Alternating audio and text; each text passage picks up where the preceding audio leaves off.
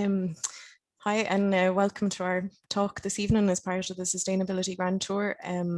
We're joined by Orla Hegarty and Hugh Brennan for a talk on sustainable housing. Hugh has worked in construction for the past 40 years and he founded Cualann Co-Housing Alliance in 2014. Orla is an architect and assistant professor at School of Architecture, Planning and Environmental Policy in UCD. Yeah, so just to say, the Sustainability Grand Tour, it's a seminar series that's been organised by a number of regions and sectors within Engineers Ireland. So it's collaborative. If you've missed any of the previous ones, they're all on the Engineers Ireland YouTube channel, and I'd recommend looking back at them. They're all great talks. And what we're aiming to do is have an opportunity to explore the role of engineers in developing more sustainable cities and communities. And we'll give you a list of the upcoming events after this one at the end. And I think I can hand over to Orla now for the first presentation. Hi, and thank you very much for the invitation this evening. So I think I'm going to speak for about 10 minutes or so, and then we'll have a chance to have questions and more of a discussion afterwards. So I'll just share the screen.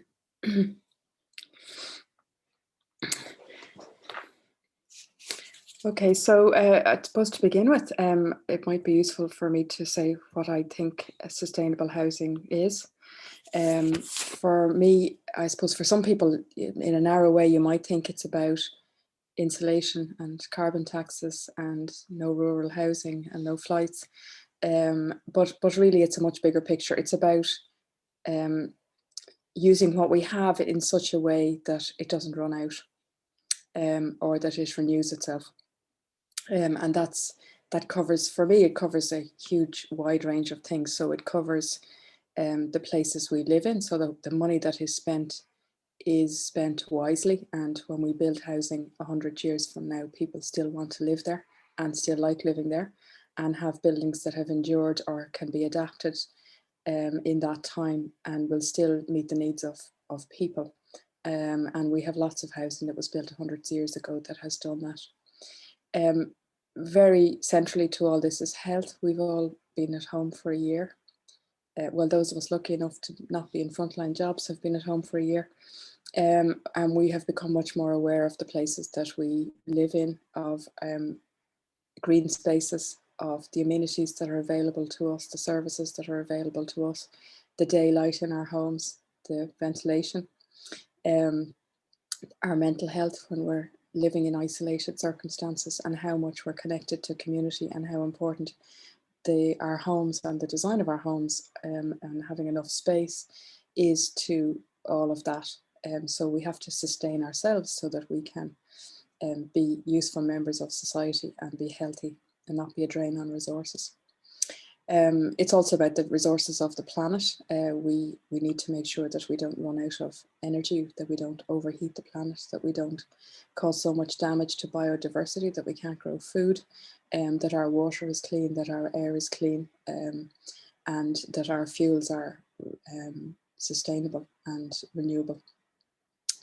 And we also have to sustain our people who are a resource. So we need jobs that are sustainable. There's no point having a boom and bust cycle in the construction industry where people are incredibly busy and stressed and earning money for a few years, and then where they're unemployed, or they have to emigrate, or they're in debt, or they're out of work, or they have to reskill for another employment or take early retirement. And the damage that did to people in the crash the last time round, we're still living with, and we have to protect against that again. So it's about people as much as everything else. So the resources we have are not just the planet, they're the people who live on it, they're the money that's available to us, and all of that is about using things in a way that we can keep regenerating, or we can keep moving forward without exhausting either ourselves or our planet or our health or anything else. So this is an image from Canada, actually, which I think we've forgotten about in some of our talk about urban development and about improvements, because really cities are very active places and they need to be. And so many things have been in the news recently about high-rise about living in cities, about whether children live in cities, whether people can afford to live in cities, whether they can afford to live in cities with children, whether it's safe to walk around our cities at night, whether there are places that have one use that are abandoned in the evening, like offices or student accommodation or hotels, which means that people can't use the city. Whether we have a good mixed population that has enough earnings to support services, and all that goes along with that. So it's a complex picture, but family housing is really key to the role. We also, in terms of resources, we are lucky in Ireland in that we have a lot of urban centres that have a lot of capacity for more people and for more activity. These are two buildings in Dublin. This one is in Camden Street, which is over a restaurant, and this, which looks like a standard house with a garden, is actually the roof of the restaurant. So you can have very, very nice family homes and places to live for people in city centres that have amenity space and that have plenty of space. We have a lot of this type of building that are suitable for regeneration. The one on the right is, if you just watch closely, you'll see it transform. The one on the right is a Dublin Civic Trust building on the Quays in Dublin, which has been refurbished to a very high standard and is now a really beautiful building that could easily be replicated all along the North Quays, where there's quite a bit of dereliction, and all up through that part of the city. And this is the kind of building we see all over the place in Waterford and Cork and Limerick and Galway and Dublin and regional towns all over the place, all with space to inhabit. So there's two things I'd like to pitch for in terms of that. One is a proposal for a one-stop shop regulatory approval, so that an owner of this type of building doesn't get tied up with fire certs and disability certs and planning and everything that takes months and is very uncertain, but that has a one-stop shop in the local authority. And there's been legislation drafted on this where they can go in and get pragmatic and safe solutions and can walk out with a knowledge of what they can do to get that building up to scratch and can make it happen very quickly. I think that could make a really big difference to housing, particularly for people in smaller families and on the housing list and people with direct provision. And it could also be a source of income. There are a lot of people now in regional towns who are suffering from a year of having a shop or a pub or a cafe or a restaurant closed, who could do with another income source. And if that regulatory approval can be tied together with energy grants, you can then start to put together a picture of an income stream for people, local employment and footfall in the towns, which will also keep children in the schools and keep the place busy. In terms of replacing direct provision, I think that could be a very neat fit with housing lists and direct provision, where you could give a town €1 million to turn around 15 or 20 buildings like this, provide local employment for the next year while people want to stay close to home, use it as a way of training and add footfall and money into towns that really badly need it at the moment. So I think we could have a joined up strategy on regeneration to get housing growing quickly. And it's work for architects and engineers as well, and it's incremental work that will go on forever, locally, on a small basis, if we can do it right. The advantage of that is you're not waiting for a £10 million project. You can have smaller projects that are trickling along all the time that are not as vulnerable to government cuts or big decisions, because it'll be a steady stream of work. So the next thing I think we need to be very careful about is that we do things that are resilient, so that they are future-proofed and that they are useful. This is some images of what's going on in Birmingham in terms of development and what we will get in Irish cities if we're not very, very careful. This is not livable. This is not somewhere this is designed for profit. These are small cellular rooms, no balconies. Some of them are north-facing, no cross-ventilation. Very, very dense blocks, very unforgiving. If you go back to the beginning of it, very unforgiving streets.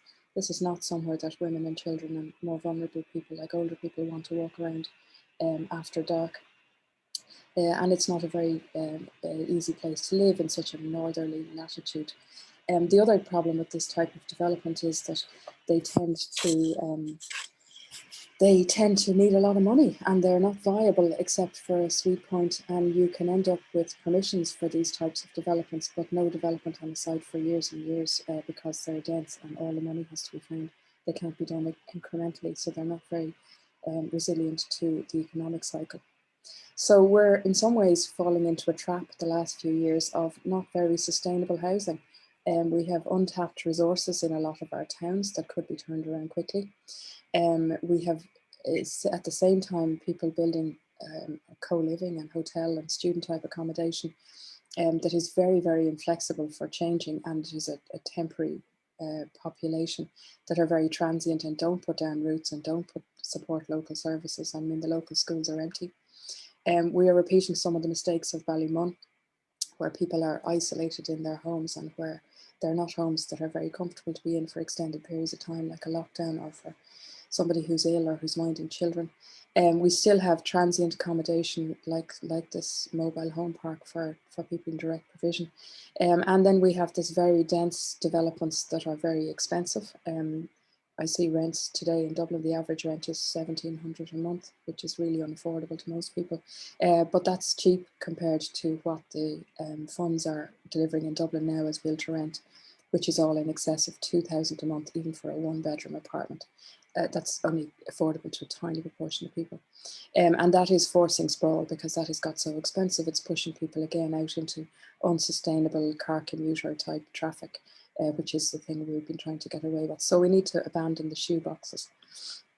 This is an alternative, which is probably more dense than what I showed you earlier, but it's really livable. And this is from the Netherlands, where you'll see that people can still take a delivery to a door or get a fire engine or an ambulance to their door, but they have mobile forms of transport that are safe. So children can get on a bike, people can walk on the street, you're protected from the weather by the scale of development. It's not windy like tower blocks. You can have landscaping, you can see trees out your window. You get a lot of doors along the street, which makes the streets very active and quite safe. And you tend to get mixed communities here, because people like to live in places like this. So you get a good mix of people, enough of them to support the local services like cafes and shops, and all of the advantage of that in terms of just human health, mobility, mental health, and the kind of incremental nature of kind of supporting small businesses, and allowing that flexibility for things to develop on a small scale, and for things to change on a small scale as the needs change. So lifelong communities where people can put down roots and where the schools can be supported. So the solution, I think, to housing is a whole mix of things. It's like Hugh has, delivery through cooperative housing. It's public housing as well, which a large proportion, a much larger proportion of people than in the past need affordable housing now, because market housing has got so expensive. It's regeneration. It's building communities. It's private housing, it's services and amenity, it's public transport and mobile transport. All of these things are joined up, but a lot of this is about placemaking and clever use of resources. So in terms of architects and engineers and the construction community, it's obviously about jobs. I'm still trying to find these people. This is from a site in Dublin in 1973. I'm hoping somebody will someday tell me who they are. And this larger picture is in the Netherlands, of a town called Almere, and that has been extraordinarily successful in developing housing in the last 30 years, taking a very different approach. So they master plan areas, and they divide everything into small plots. So unlike maybe the LDA model that we're looking at here, where a large site is taken over and a developer makes a bid for it, and then they build what works for them in terms of a percentage of private and social and affordable. This takes the view that you support SMEs and you support choice and competition. So the local authority master plans the area, they put in the roads, the drainage and the street lights, and then they have a fixed rate per square metre for land. So if you're an SME builder, or if you're a private individual who wants to self-build, or if you're a slightly larger developer, you can buy plots, and you have some planning certainty about what's allowed in terms of height and scale and parking and amenity space and everything else. This has allowed people to make very varied interesting streetscapes like we had in the past. But it also encouraged very fast development because it's low risk.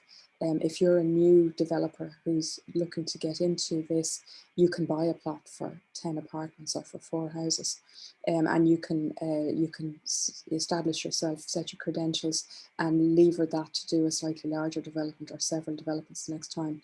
Or if you're not in the business of buying land, you can work as a contractor and you can build for individuals who might want to build a one-off house, or people who get together.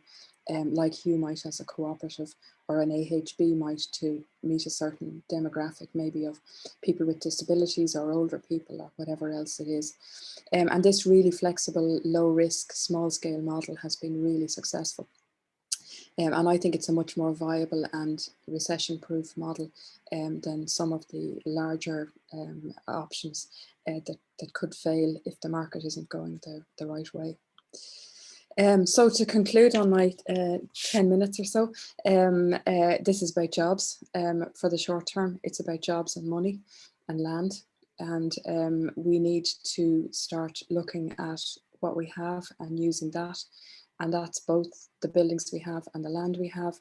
And we need, instead of prioritizing drawing in international finance, which was the challenge 3 years ago, but isn't anymore. We can borrow freely now at very low rates to do this. We need to prioritise regrowing our native construction and development sector by supporting people to start small and to grow and build a new culture of enterprise and quality and standards, rather than moving away from what we had in the past. We need to reinforce it, but make it stronger with quality controls and with an incentive to bring people into this sector for good lifelong jobs and not boom and bust jobs. So thank you. Thanks a million, Orla. That was brilliant. Hugh, I'll pass it straight over to you if you want to put your slides up. Yeah. That's what I'm putting it up. Hi, everybody. Thanks very much for the invitation to talk to you this evening.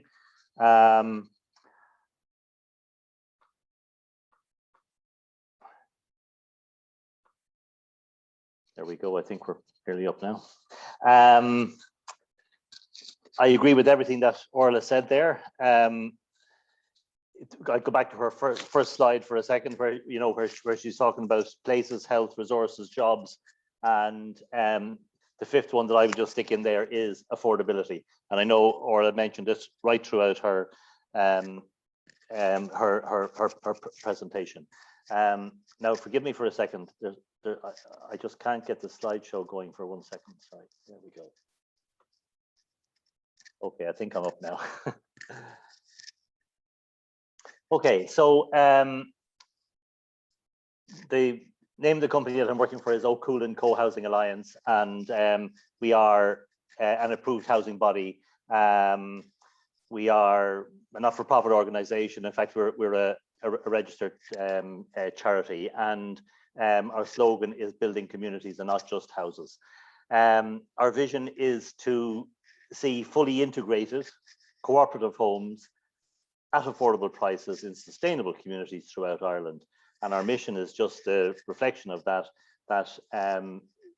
we want to provide cooperative, integrated, affordable homes in mixed income, sustainable communities with support from local authorities and other willing landowners. And we're finding that there are more willing landowners coming on board to try to help us scale and replicate the model. And the idea is, that owner members live side by side with social and private tenant members, all sharing common amenities. Just a little about us. We're almost finished our second scheme in Dublin. The first one was in a place called Poppintree in Ballymun.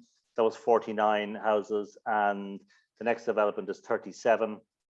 We've about 64 occupied at the moment.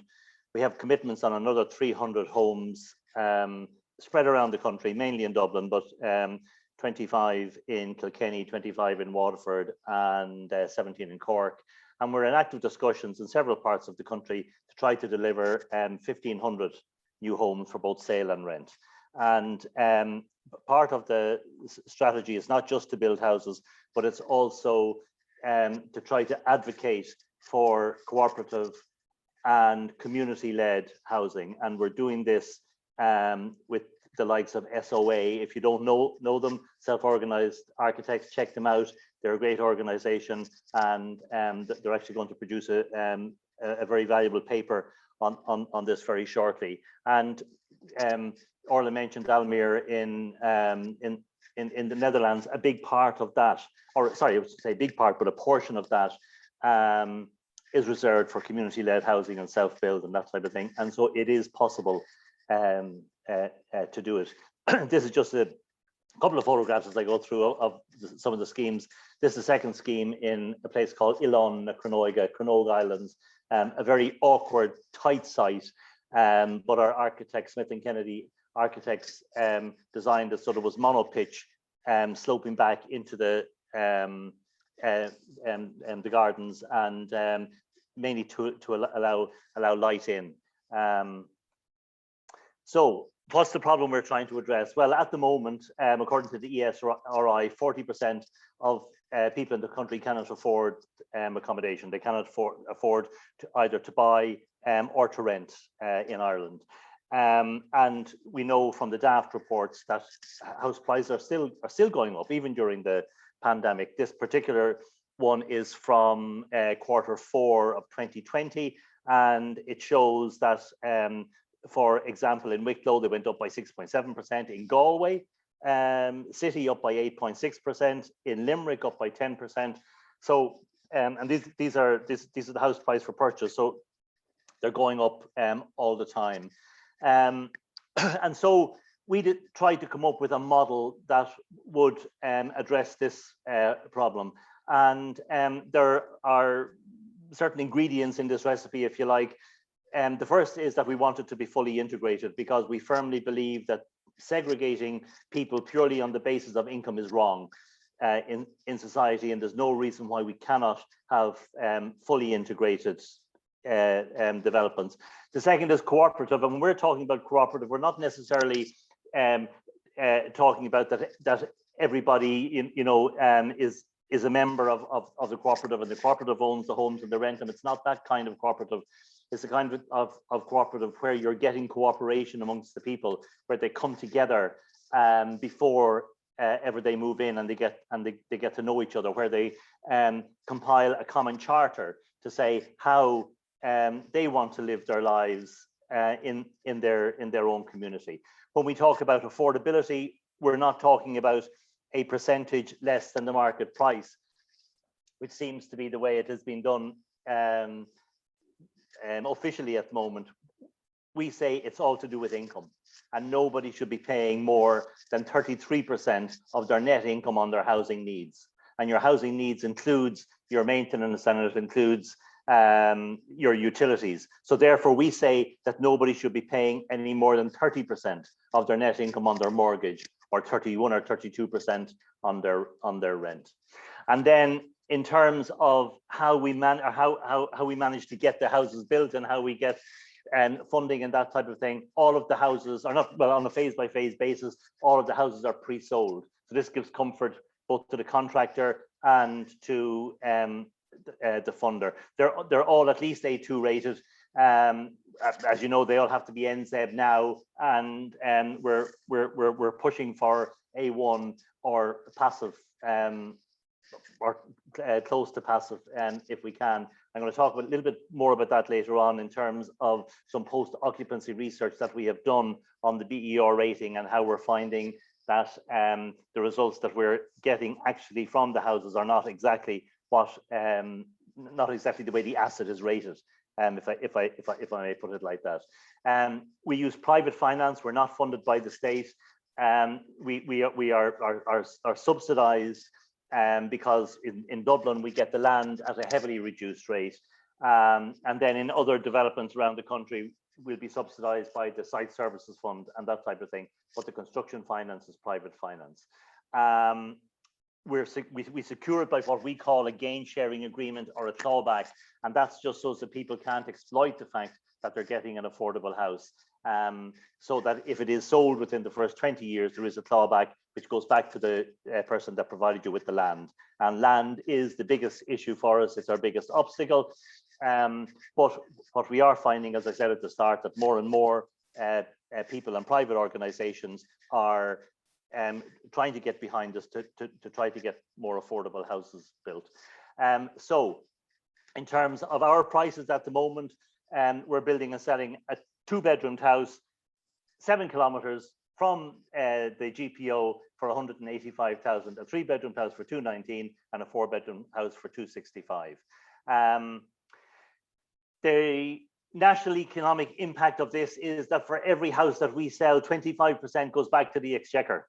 For private developers, it's more, but for us, it's 25%. So even if we do get a subsidy in the form of the land or waiving of development levies, it's still cost neutral to the state. So therefore, it is something that can be done, and it's not costing the state any money to do it. The local economic impact for us is more important. What you find is that for every 1,000 houses that we're building in given areas, that the local economy receives a boost of 6.5 million in terms of income per year. Per year, it's huge. That's huge for an area like Ballymun, where we're working at the moment. There are 2,000 plots available in Ballymun. If all of those were made available for affordable housing, that would increase the income in Ballymun by 13 million a year. That would mean you could build the shopping centre and have all of those services that people want. Why does that happen?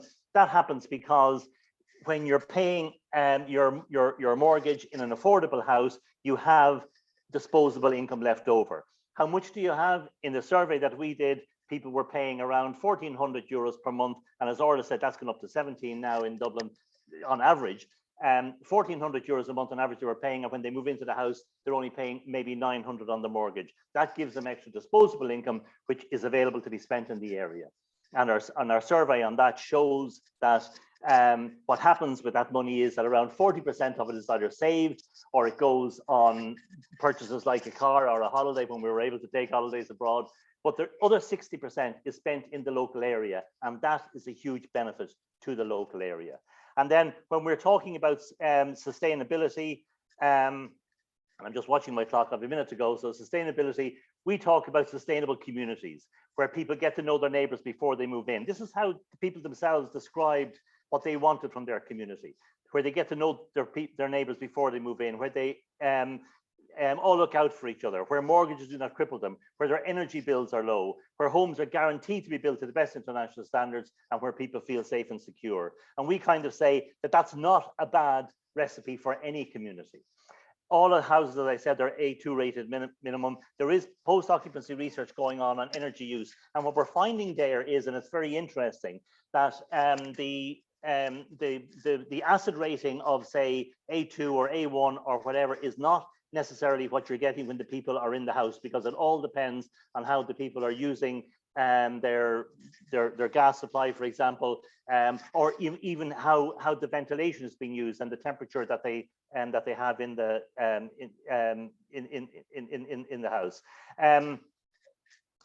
And what we're finding is that there was a buildup of CO2 in one of the rooms. So we're using demand control ventilation.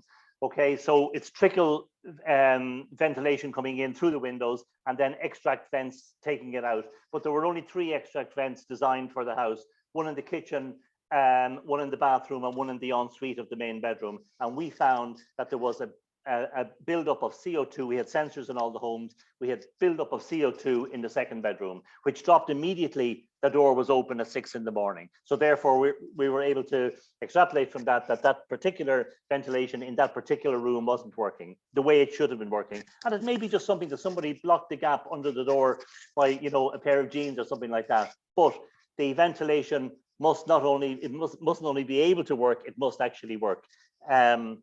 We also have, we look to do tree planting and all of that where possible, and we haven't managed it, to be honest, in the first 2 schemes because of the layout and where they were. But we'll be making up for that in future schemes.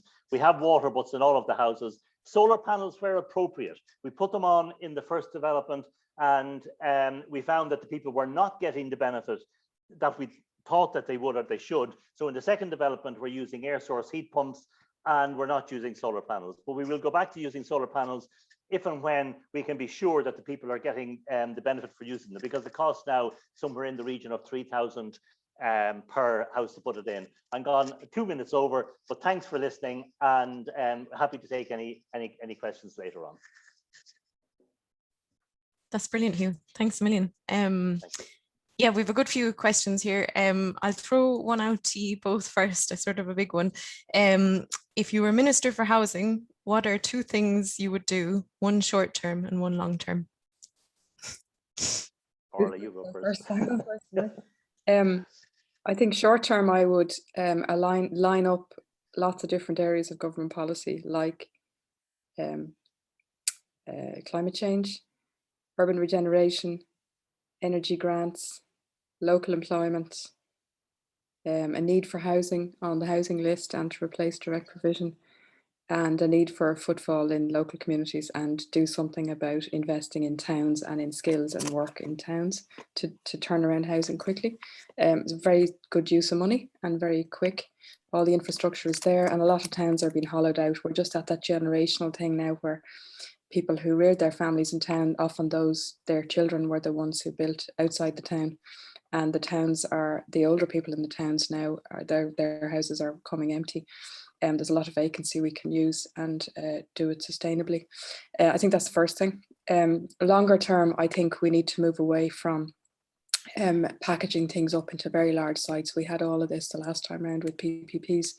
And if you look at all government policy around business, SMEs, establishing new businesses, competition in the market, opening things to competition, construction and development has huge barriers to new entrants, which is against all policy on enterprise and employment and competition, because people can't get land and they can't get money.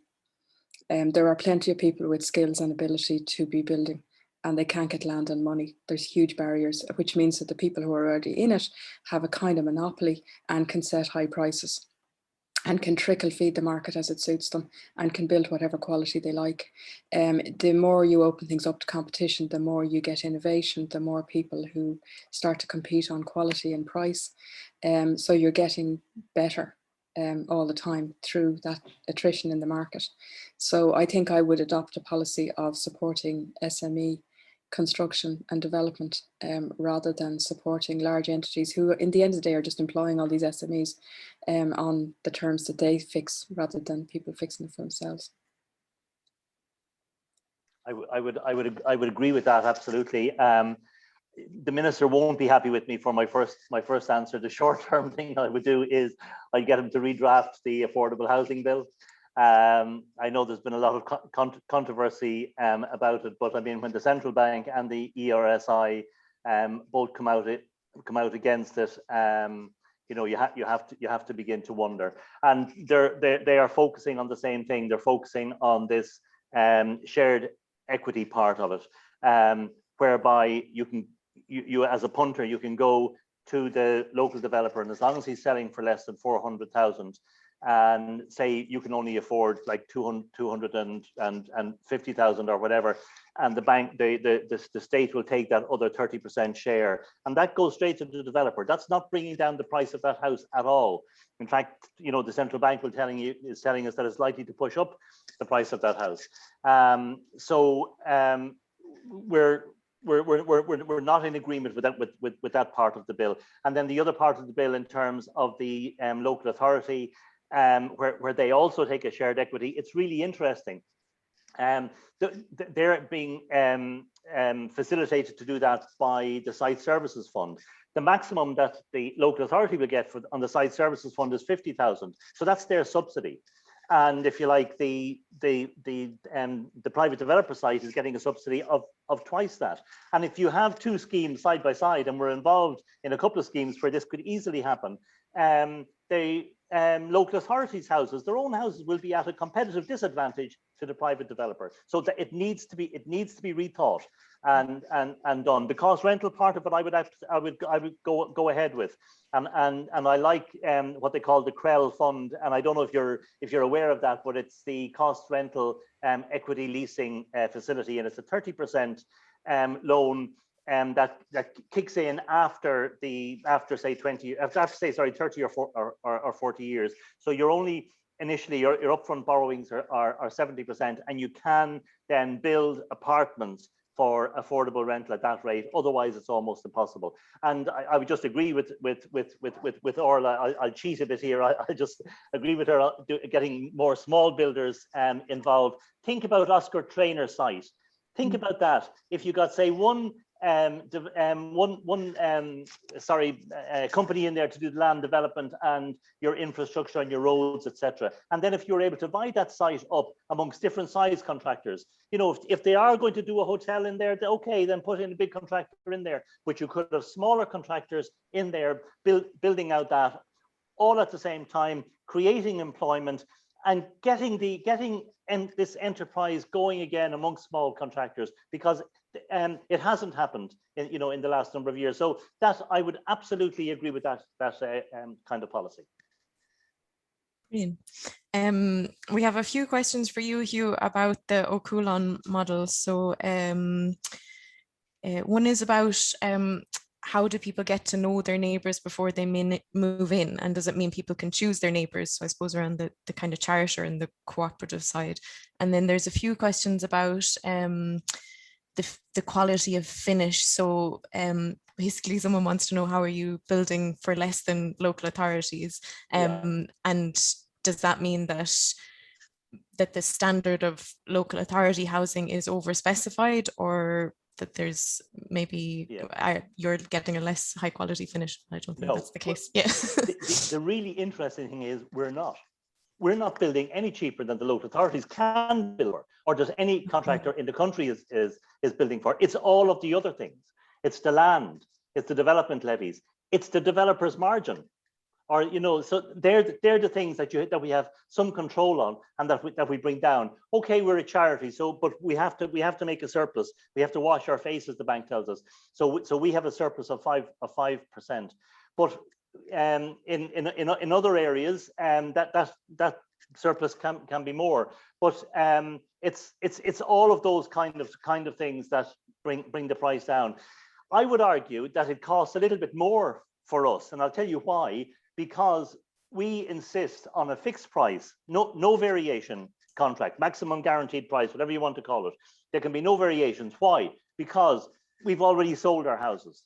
On a phase-by-phase basis, we've sold the houses, the price is fixed. I cannot pay any more to the contractor for that house, and he knows it. So he has to buy out that risk at the start. Because if something unforeseen does happen, the old one, like, soft ground or rock or whatever it is, that's his risk, and he buys that out at the start. So that's the second question first. And then the first question in terms of the common charter and how they get to know their neighbours before they move in. So what happens is, no, you don't choose your neighbours. The houses are allocated, and then we organise meetings. And when we were able to organise public meetings, they would all come together and they get to know each other, and they find out that, oh, I'm in 17 and you're in 18, great, and they start chatting. And then a small representative group come together, and they put the common charter together, and then they put that to the bigger group, and you get people saying, I like this part, I don't like that part. Somebody saying, I want something in there about parking. Other people saying, I want something in there about dog fouling. All of that kind of thing. And it's just the ordinary stuff, that comes up in all of our lives. And when you address it at the start, it makes that kind of minor conflict resolution much easier when the people are in, and that's how they appreciate it. So in terms of the quality, go back onto the second question. No, we absolutely very, very, very high quality, I'm happy to say. Could I just comment on the cost, maybe, Siobhan? Yes, of course. Yeah. I concur with you. I mean, I've done analysis on local authority costs on Hugh's. I've numbers from Hugh and from other sources as well.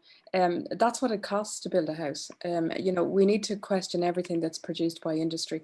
In the same week that industry were saying it costs 371,000 to build a 3-bed semi in Dublin, private developers were selling the same house in the Midlands for 250,000 and in Wexford for 200,000. In the new affordability scheme, they're saying that the maximum in Dublin will be 450,000 and the maximum outside in other places it's 225. So it's the same house, it's the same builders, it's the same materials, it's the same buildings regulations. If it's double the price in Dublin, that's about land and developer expectation. It's not about bricks and mortar. So we can be building affordable houses all over the country. We just need to get the model right, to get the competition right, and to get land at, you know, the land that is in public control, keep it in public control so that we can use it for affordability. Because the more people are paying for their housing, the bigger the drain it is on the economy. You know, if you're paying a lot in rent or mortgage, you're putting wage demands on your employer, which is putting pressure on their profitability and everything else. It's a massive drain. So as Hugh says, when people save money on their housing, it keeps moving in the economy and it keeps everything competitive. Great, thanks. We have a few questions here, Orla, about the town centres and building above shops. So I suppose I'll put a few of them together. So one is about that this is a kind of a policy or an approach that we've been looking at in a few different ways for the last couple of decades, but it hasn't really taken off at scale, and maybe to just reflect on why that might be. And then we've a question here about that old buildings in town centres and city centres are generally seen as better off demolished and then rebuilt or renovated, and as a result they're falling apart. Is anything being done to relax the building regulations to bring them back to life? And I know you kind of touched on that in your presentation. I mean, I think one of the barriers to previous schemes was that nobody looked at the regulatory side properly. So if an owner went off and got planning permission, they might get refused a fire cert, or they might get the fire cert and be refused the disability cert. They were all separate pieces. So there was a bill drafted, which I was involved with, which could happen by regulation tomorrow if the minister was involved. It doesn't need it to go through the Dáil, which was about having that one-stop shop where you got the right people around the table. You made some pragmatic choices. So you might say this staircase is 100 years old. You know what? We'll accept that it's okay. Not that it is the handrail we'd need now, or that this bedroom might need a bigger escape window, or we need a lobby here, or we need a fire alarm that's higher spec or whatever. And that you weren't looking to be putting in lifts and whatever else if people could live there and had lived there before. So some of that is the regulatory side, and I think that needs to be ironed out. It has been a big barrier. And some of it, I suppose, is money and skills. If, you know, people haven't had a continuity of work and some of the skills have been lost, and that's why getting people into good construction jobs out of school is really important, because then you build up the skills and people can do this work, and the more you do it, the cheaper it gets, you know. And particularly if there's energy grants available, you know, it's a way of training people as well by having that money available. So I think you could join the dots. I mean, the Town's First initiative is great, and it aligns up with all that as well. Yeah, that was another question that was there, was how do you see it applying to that Town First initiative? But I suppose it's a way it would tie it all together. The same thing, I think. You know, the important thing now is to target it, or, you know, let's get some pilot towns going, whereby, you know, maybe it is $1 million and towns bid for it, and you get promised that you'll get the money to do the work, that you'll get supported to do the work, and that the people who put their buildings forward will then get a tenancy agreement for 4 or 5 years from the local authority, so that they have an income stream. You know, it's just a case of putting the package together, I think, and making it easy for people who have buildings that are derelict, or who have a business with a vacant upper floor. Okay, great. There's a question here then. The figure quoted from ESRI, 40% of people cannot afford accommodation. Do you know the comparison of this with, say, Germany or other similar EU countries? I don't, but I know in particular countries it's an awful lot lower, and particularly in particular cities. You know, like there are model cities, if you like, out there.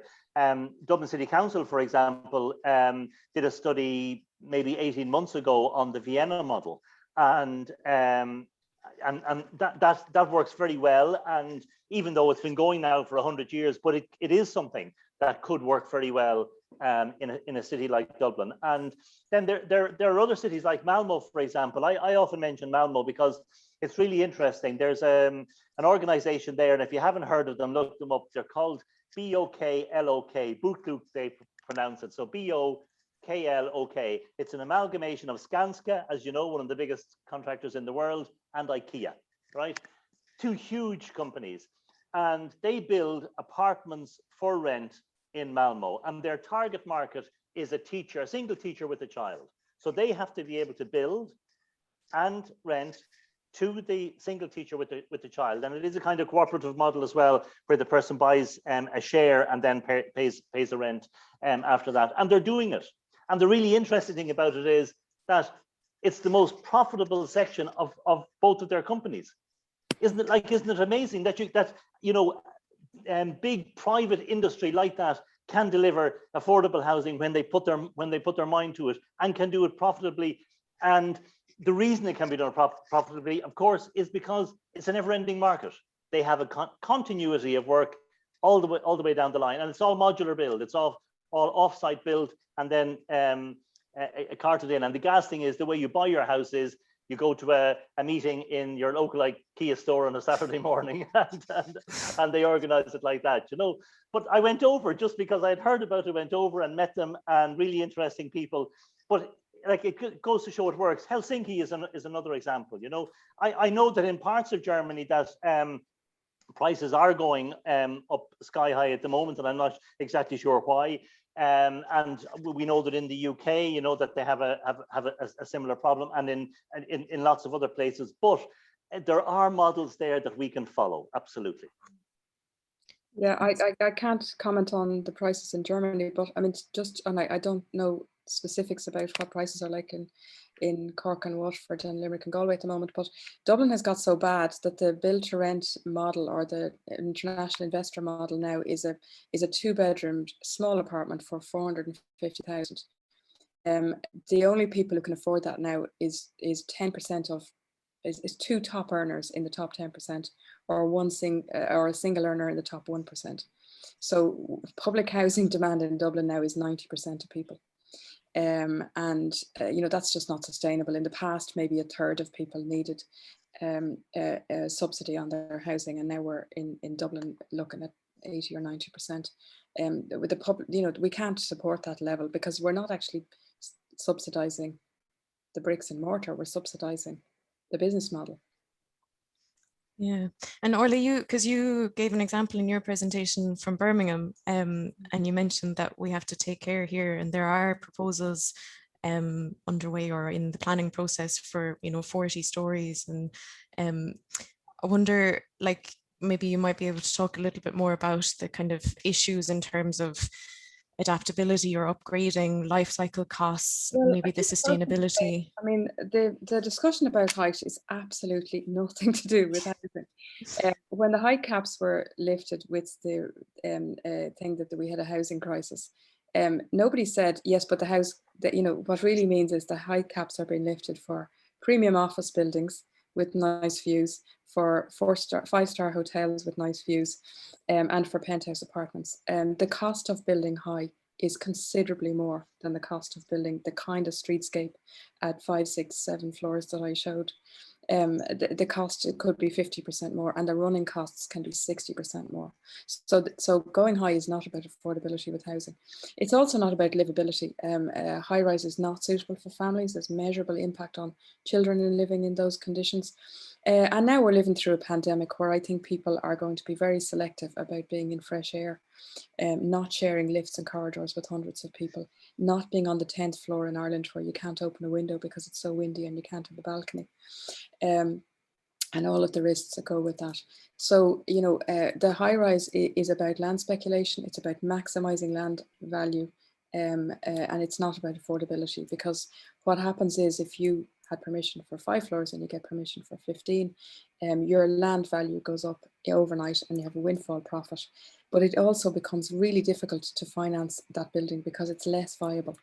You need to have higher returns on the units, and you need to build it as one large phase. You can't break it into pieces to phase it. So counterintuitively, building streets like we have seen with a door and maybe 5 or 10 families sharing a door and a staircase is incrementally the way streets get built. But it's also the cheapest way to finance it, because you build 10 and you finish them and you sell them and you use the seed funding for the next one. If you've got to build 200 or 400 units, or a high rise with 500 units, the likelihood is that site will stall for another 10 years. it won't be viable and nobody will finance it. And I'll just agree with that as well, and just give you one an example. Our current job in Cranog, it's the contract is over 6 million, and we're funding it with 1.8 million. So because it's done by phase, and the money is recycled. Yeah, I just to add to that, that's often forgotten with housing. You know, if you build a children's hospital, you need however many billion you need, or if you build a motorway junction, you know, you've no value back until you've built it, or a hospital wing. Housing is all little small pieces. As soon as you build one, if you can get to it safely, you can get the money back. So, you know, when people talk about only a large, developer could build out a 500 unit site or a 200 unit site, that doesn't hold true. You don't need all the money. If you design it to be phased and you design it to be built incrementally, you don't need a lot of money at all. As Hugh was saying, you only need a fraction of it, and you have seed funding, and then you roll it over and you do the next bit, and that's what developers do. So you don't need to bring in large investors to do this kind of work. Okay. Hugh, there's a question here for you about, do you look at the amenities and public services in an area, and does this influence your decisions? Yes, we do. And does it influence decisions? That's tricky. Our biggest problem is land. Okay, so if a local authority comes to us and says, there's a plot of land, the likelihood is that we're going to accept it and go and build on it. But we will look at the amenities, and we will just check out the schools, and we'll check out the local playgrounds and the open space and that kind of thing. So just as an example, in our first development, there were 49 houses, and there was a big open space beside it, and that was to be developed by the local authority, and we paid what do they call it, a fee anyway per house, for the development of that. And it was never developed into open space, and in fact it became a magnet for antisocial behavior just because of where it was. So that's been rezoned for housing, and we hope to be moving in there shortly. So what we will do there is we'll ensure that there is more than enough open space for both the developments, for the first one and the second one, and then we'll include as much tree planting as we possibly can, and then also like fruit and vegetable planting.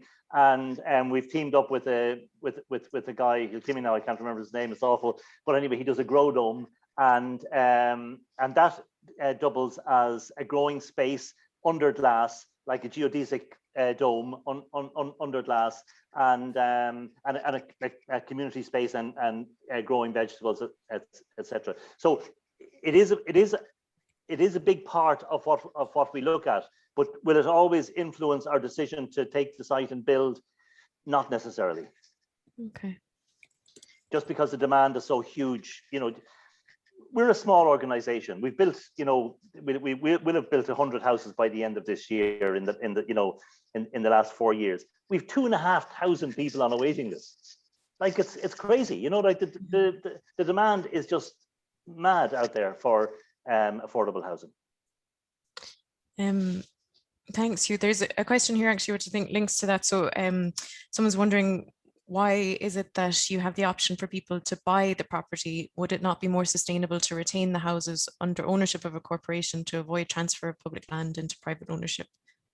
Yeah, that's a very fair point, and it's one that comes up all the time. So where we're building at the moment in Ballymun, the local authority want more home ownership there, because more than 60% of the people are renting social units, and then there's a lot of private rental around in the area as well. And there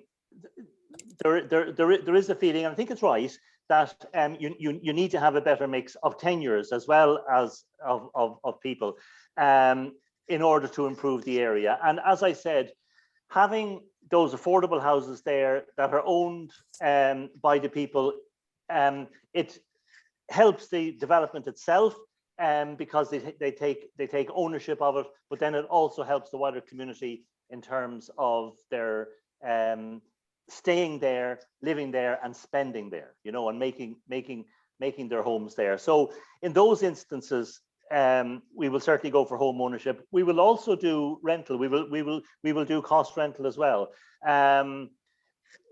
We probably won't get into where a cooperative owns it. I'll tell you why. It's very difficult to fund it. Really, really difficult to fund that in Ireland at the moment. In fact, almost impossible. It's much easier for us to go get our construction finance, pre-sell the houses, and move on. And we're often asked this, and one of the answers that I often give, and I'm not being trite in any way, but we won't let, what do they say? We won't let the perfect be the enemy of the good, if you know what I mean. Like what we'll try to do is good. It may not be perfect, but it doesn't mean that we're going to stop. You know what I mean? Yeah. Thanks, Hugh. We have a question here about kind of educating professionals working in the building sector. So in terms of engineering education, are our professionals equipped for new challenges? And then kind of a second part on that is, how can we best support professionals already working in the sector to build new or additional knowledge and capacity where needed? I think that's a really great question, and it's really topical. The massive challenge for the next 5 years and later this year is restoring the balance between ventilation for public health, energy efficiency, and comfort. We have gone down the track of prioritizing energy efficiency over healthy buildings, and we've got a pandemic now, and we've also prioritized energy efficiency over human comfort in some places. We've forgotten that buildings are actually, we only build buildings so we can be out of the rain. We don't build them for international investors to make a return on profit. If we all lived outdoors, we wouldn't have a pandemic. I think engineers, my top tip, because this is a CPD, is to get very good at ventilation. You're going to be very, very busy. We are going to have to look at all our building stock. I don't believe that the vaccine program can meet the needs of opening quickly enough. And in any case, it won't future-proof us for another pandemic or a variant or children in schools or anything else. I think engineers are going to be incredibly busy, and they need to be ready to answer the phone calls they're going to be getting very soon in relation to healthy indoor air quality. So CO2 monitoring, filters on equipment, all of that. I think monitoring indoor air quality will become standard, as Hugh was saying with his post occupancy evaluation. We will have CO2 monitors everywhere. We will be filtering. We will have equipment that can measure pollutants and viruses and everything else in the air within a year or two. And engineering is going to be really important in all of that. So yeah, that's where we're going. And I don't think we're skilled for it right now, and people need to skill up. And is that, rolling out training programs, and like, are there best practice? I'm saying it here. Okay. We have been really, really slow to react to this on the pandemic. Okay. Asia are streets ahead. They had SARS. They immediately reacted with ventilation as a strategy last spring, and they haven't had shutdowns. Places like Japan, Vietnam, Taiwan, South Korea have not had shutdowns. They have masking and ventilation policies that has cut the transmission. The transmission outdoors is really low, and the transmission on surfaces is really low. It's all about air quality and masks. It's an indoor problem. So that upscaling isn't available. There is loads of research going on. There's loads of advice available. A lot of it is low-tech stuff that's very simple. Decent filtration, decent ventilation rates, and monitoring to catch dangerous conditions. So I think when the penny starts to drop more in the English-speaking world, which it is now, engineers are going to be really busy. Okay.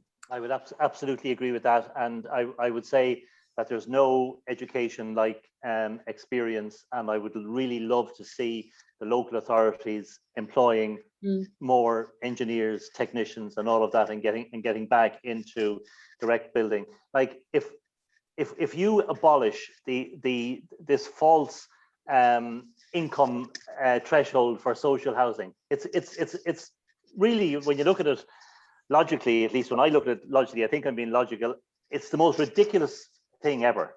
If you're earning up to around 40,000, right? You'll get your housing assistance, or you'll get a half payment or whatever. If you're earning 40,000 and a penny, you get nothing, you know, and that needs to go. And we need to recognize that we need affordable housing for somebody, whether they're earning 10,000 or actually 80 or 90,000 now. A couple earning 90 or even 100,000 with 2 or 3 kids will find it very, very difficult to afford a house in Dublin or Galway at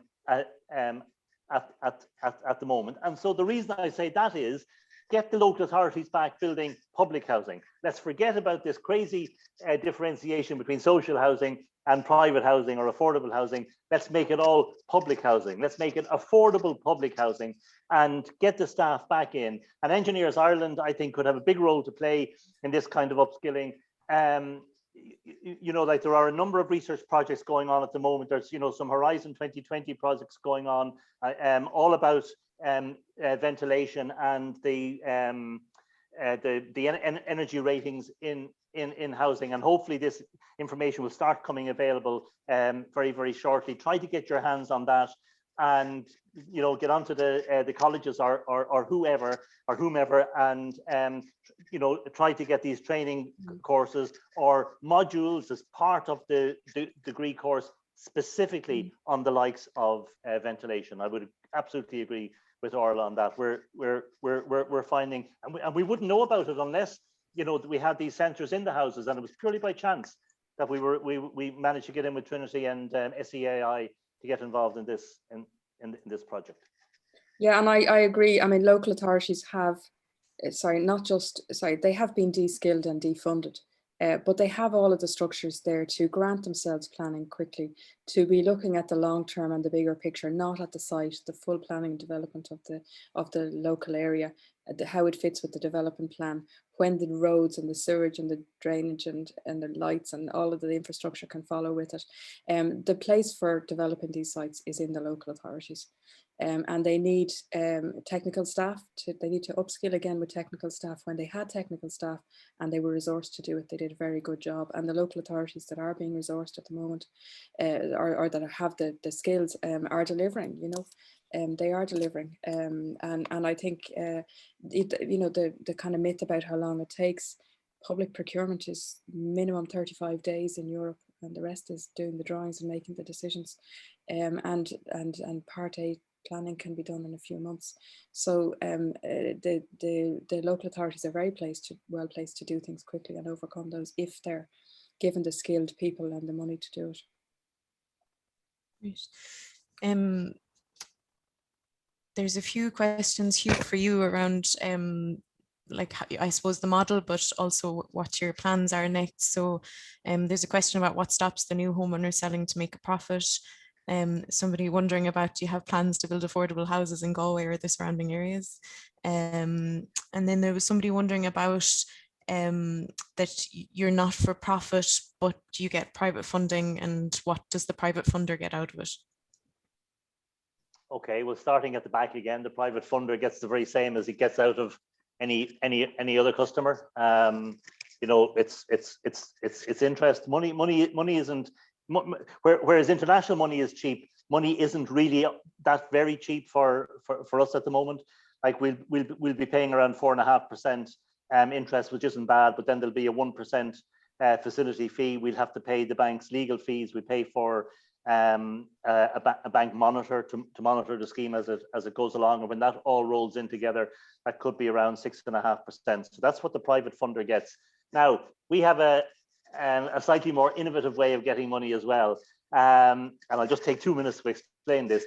In our first development, we had agreed the money from the bank. They were a little bit slow in bringing it in, so we went back to the members and we said, if anybody has any savings and they're prepared to invest it in the scheme, we'll give them 4% per annum on that, not as a cash payment, but as a further reduction on the cost of the house. We managed to raise 200,000 euros from low to middle income people, and that was a huge boost for us until the bank money came in. And then we said to ourselves, well, if that money is actually available from low to middle income earners, maybe it's there out in society. So we haven't put out a public call for it or anything like that, but we've been talking to people, and the word has been spreading by word of mouth. And the Crowdfunding project, that 1.8 million, that was all private investment. 1 million of it came from a charitable trust who had a fund that had just matured. They weren't happy with the people that they had invested with before, because they weren't exactly sure where their money was going and if it was all in ethical funding. So they wanted something that was ethical, they wanted impact, they wanted Irish, and they wanted to make a return, some kind of return. So they got their 4% per annum. And an awful lot of the people, then we call them just, we issue loan notes.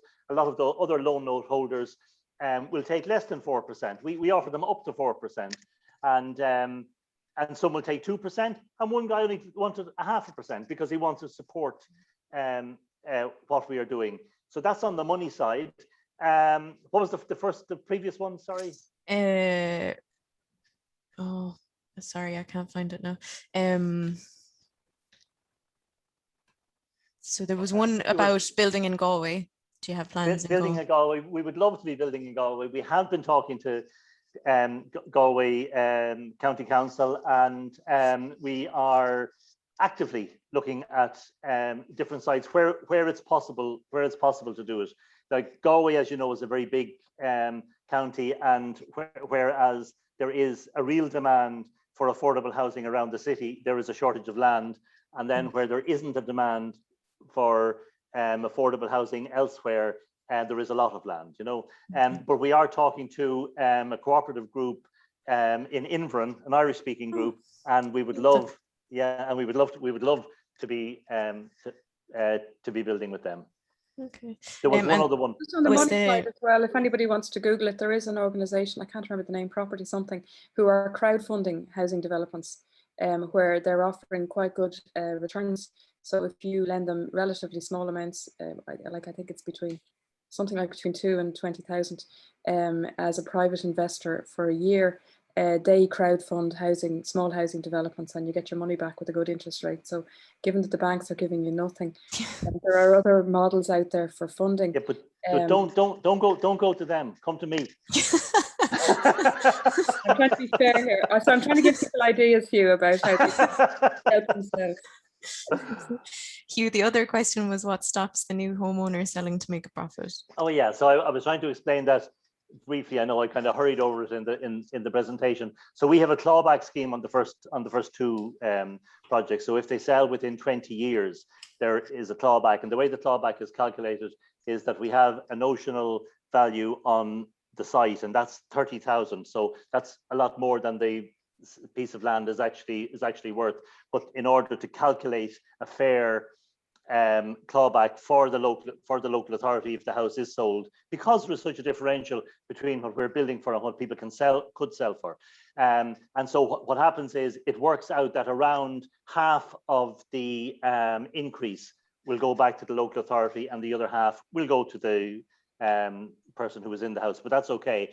But that extra amount isn't enough for them to get a deposit, because now they won't be first-time buyers anymore, and they will need a 20% deposit, and then they're out on the open market again, and the prices are very high. So that is an incentive, and that does help to keep people in the houses. None of the houses so far has yet been that we've built, but there's only three or 4 years has yet been sold.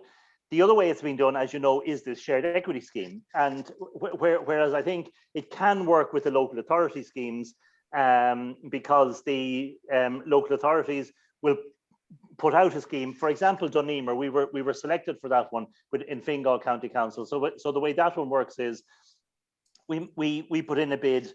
The local authority said, this is the max price that you can sell your affordable house for, and you have to come in less than that, and that's how they calculated the bid. So we came in less than that, and then there's no clawback there, but there is an equity share. So between the price that we're selling for and the market price in the area, the local authority will take that equity share, and then when the house is sold, they will get that back.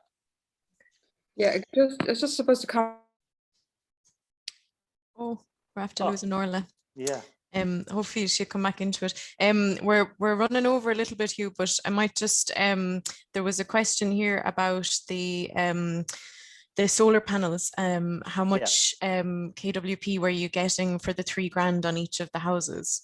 I don't know if you know that off the top of Now, your I'm sorry. No, On the that's all right. on the technical side of it, I'm not sure. I can tell you, and you might be able to work it out yourself. There were Oh, five or six panels per house.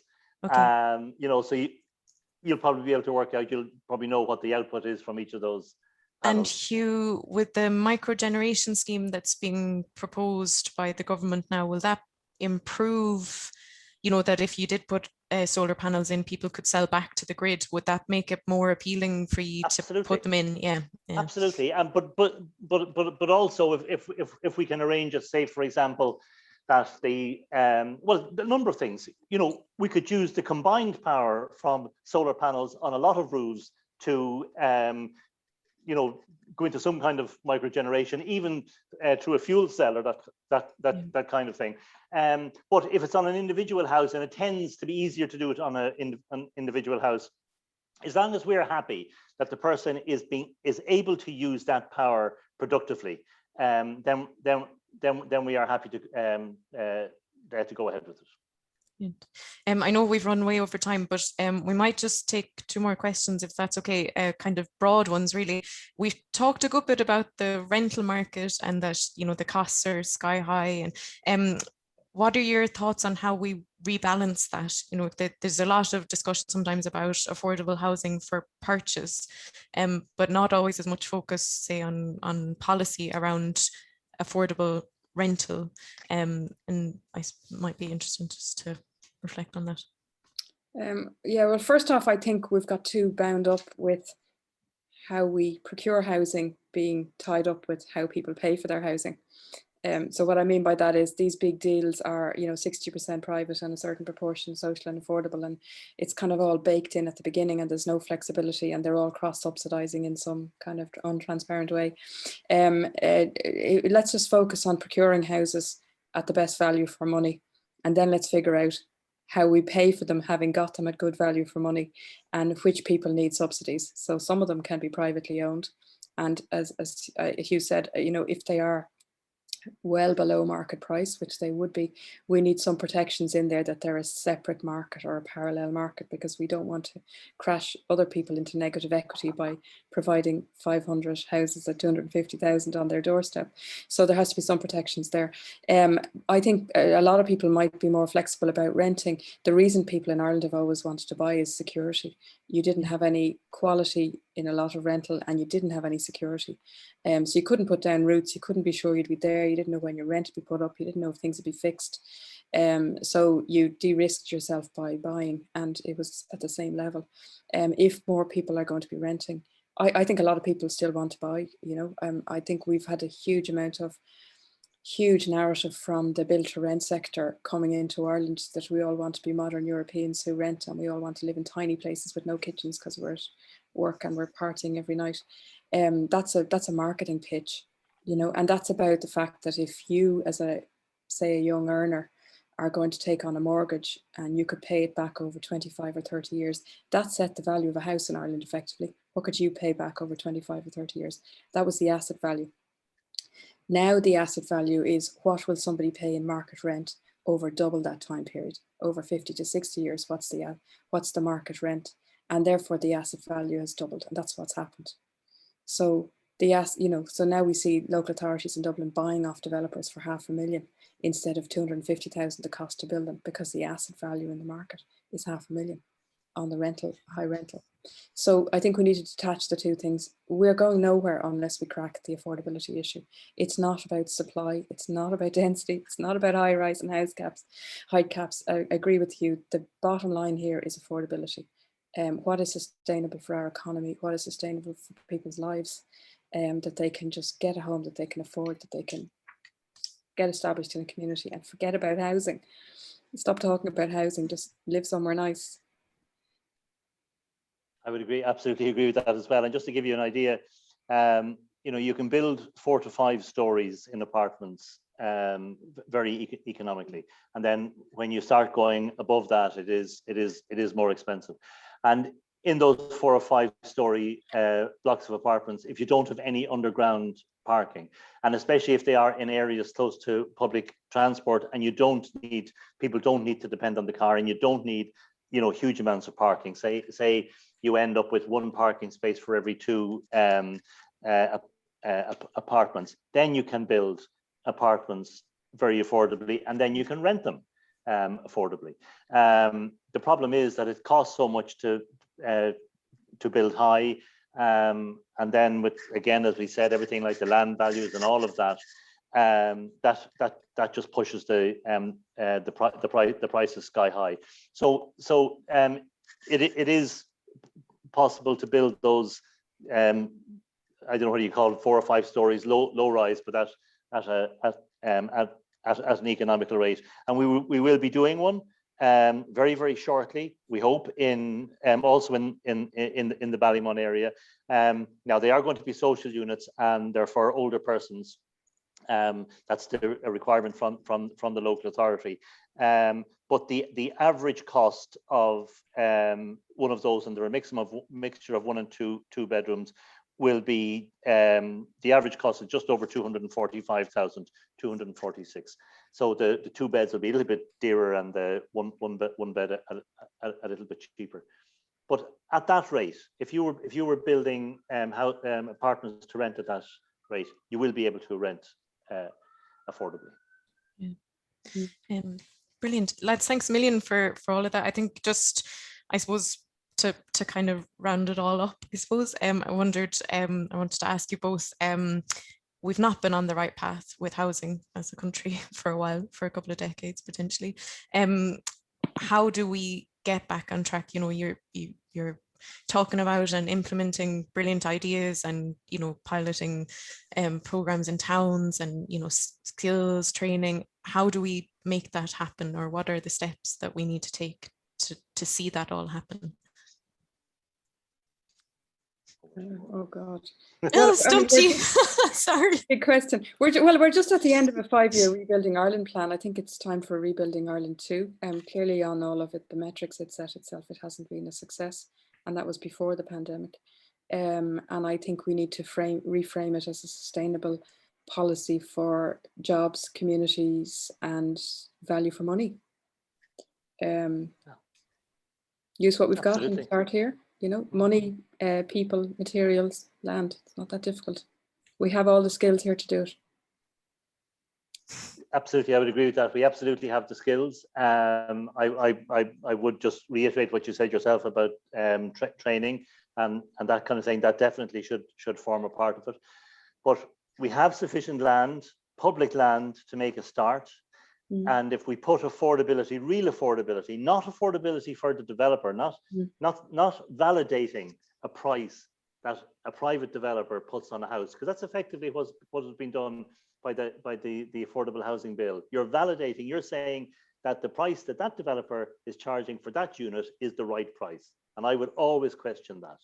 So not assuming that, looking at the things that go into the building of a house, the land, the development levies, the developer's margin, and then you know, materials and labor and all of that, and reducing the ones that you can reduce. And on where we have public land, we can do that. And if local authorities don't want to, or they're not able to dispose of their land at a reduced rate, well, then use something like the Site Services Fund. That's okay. We'll pay the local authority for the land, and then the state will pay a Site Services Fund to give the subsidy to make the houses affordable. And you can always protect your investment by different ways, like the clawbacks, or like, for example, the way we would like to do it is if somebody sells, they have to sell back to us. But the problem at the moment is that the banks won't give the mortgage to the person, because they would regard that as a restriction on the further sale of the house. And they would be afraid if the person got into arrears and they had to sell the house, that they would have to sell it back to us and they wouldn't get the market value for it. Little things like that, and they are little. There's stuff that could easily be overcome. That's what I would do. And the final thing I'm going to say to you is, we need to move from, everybody I think here would agree that everybody needs a home. That's a statement that you almost, universally, you'll get agreement on that. When you move from that to everyone deserves a home, people start to get a bit nervous or a little bit. What does that mean? They deserve a home. What do you mean? How's that going to affect me? How's that going to affect my property rights? Does that mean you can, compulsorily purchase my farm to make sure that somebody has a house?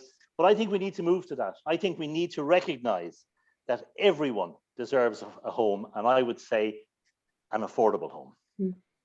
And just to add to that, I mean, if people think other people are going to get a free gaff, we're paying $1 billion a year at the moment, the rest of us, in rent subsidies.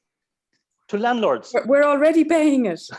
And we would be getting much better value for money with public housing than we're paying landlords indefinitely, where the asset is never owned by anybody except the landlord. Of course, landlords are needed and they're valuable to the economy. But for people who think that we would have to find money to give other people free houses, we're already paying $1 billion a year and we're seeing nothing for it. Well, on that note, I hope Dara O'Brien was listening this evening. And lads, thanks a million. It's just been brilliant, brilliant to have your time and your thoughts. Thanks so much. And thanks to everybody who joined this evening. And yeah.